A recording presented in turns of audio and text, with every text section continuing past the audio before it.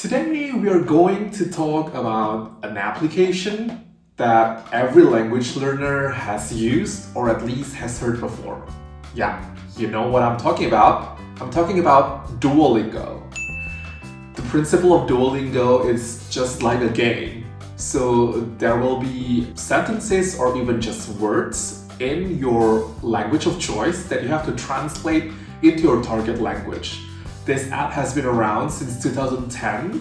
It is now the #1 most used app for learning languages in the world. Crazy, right? It's been 14 years that this green owl has been around and helped us or maybe terrorized us to learn languages. As of February 2024, this app is available in 26 languages, and for English speakers, there are actually 39 different languages that you can learn. It ranges from very popular languages such as French, Spanish, or German, to dead language such as Latin, or even languages from science fiction like Klingon.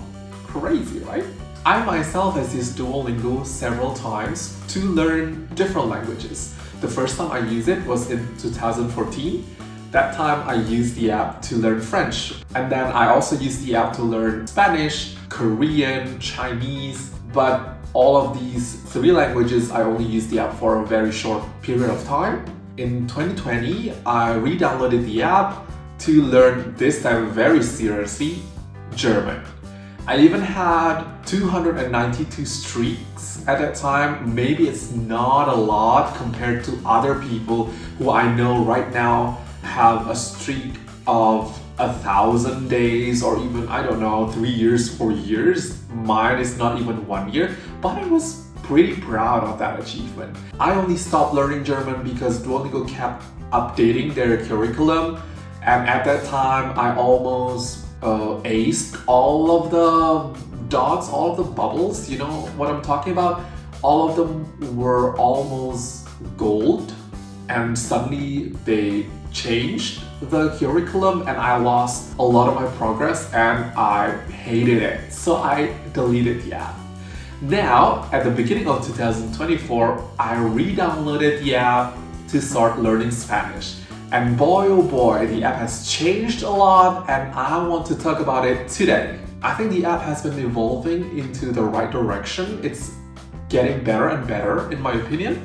The first improvement that I've noticed is that there are less weird or awkward sentences, especially in popular languages. I'm pretty sure you know about the weird sentences on Duolingo. They have become memes by now, and you keep asking yourself, when would I use such weird sentences in my daily life, right? Don't worry, there are less weird sentences right now, and the sentences that they provide are, I think, pretty useful for daily life now. The second point is that there are less boring repetitions. So, you know, back in the day, like even in 2020, you have to repeat the same thing for 5 times to make it gold. It is exactly the same sentences, exactly the same questions, you just have to redo it. I mean, I know that language learning consists of repetition, but it was boring. It is now based more on your previous mistakes or some words that they consider as your weak words, or even the same question can be formulated differently. So they have improved a lot on this aspect too. The next point is that now there are more grammar explanations. Back in the day, you learned with Duolingo just like a child, meaning that you have to do a trial and error. There's no explanation whatsoever. You just have to try and try. I think that is not really a good method because as an adult, learning a language shouldn't be like a child. So it's easier if you know the rules, the grammar rules, before you start tackling or before you start translating sentences. Now they are incorporating some grammar points before you start the game or even in the game. They explain some grammar rules about irregular conjugations or whatnot, which I think is really helpful. The next thing is that they now incorporate more stories. Okay, in 2020 they already had some stories, but now I think it's more varied. And they even have very long stories if you reach level B2 there. I have, for example, seen this long email story, and I think this is pretty useful to not only translate words or sentences, but to also know how these sentences are used in a conversation. By the end of some stories, they even try to incorporate some writing exercises. So you have to write a summary of the conversation that you have just listened to, and I think it's a very good start. I think they still need to improve this writing exercise, especially on the correction, because I think now they only check the grammar and vocabularies. I don't think there's any check on whether native speakers would formulate the sentence like that. And I think the solution to this is to bring back the community section. If you've used Duolingo for a long time, you know that back in the day, there's a community page for every question. So if, for example, you got a question wrong, you can click on the community tab, and then there will be a lot of people discussing about the question, why your answer was marked wrong, etc. Now that page is gone, which I think very unfortunate.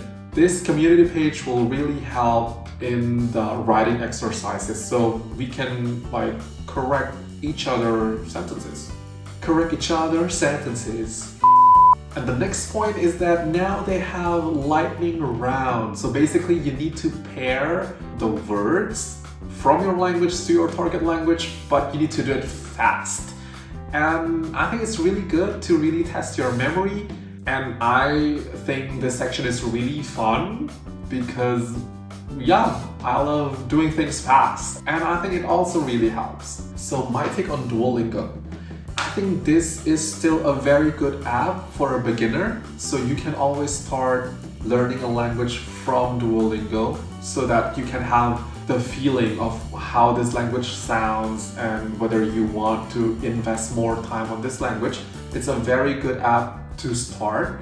But of course, it's not enough to learn a language just with Duolingo, because to learn a language, you need to master 4 aspects, right? Reading, listening, writing, and speaking. From Duolingo, you only learn reading and listening. And even this listening, you only listen to machines. You don't really listen to native speakers, which might sound completely different. And for writing, I've mentioned that they try to incorporate it, but it's still far from perfect. You also need to learn how to write properly. And speaking, in Duolingo there's speaking exercise, but it's actually more like a pronunciation exercise. So you don't really speak something from your mind, you just read a sentence out loud, which is also not enough. So on Duolingo you basically only learn reading, and the other 3 aspects are not really there, which you need to do from other resources. So yeah, learning with Duolingo is not enough, but it's a good starting point. From what I've heard, I think if you speak English fluently, always try to use English as your language to learn a target language. For example, if you're a French speaker and you want to learn Spanish, even though French and Spanish are very similar, I think it's still better to learn Spanish from English and not from French, because there are more resources there. For example, if you want to learn Spanish in English, there are 10 sections, but in the French version, there are only 5 sections, which is only half of it. But of course, if you feel more comfortable to learn Spanish from French, then yeah, go for it. So I guess that's all from me today. What is your opinion on Duolingo? I know that people are really polarized on this subject. Some people really love it, some other people really hate it. What is your opinion on this subject? Have you used Duolingo to learn a language? What language did you learn with Duolingo? Tell me about everything in the comment section below, and I'll see you on the next video. Bye!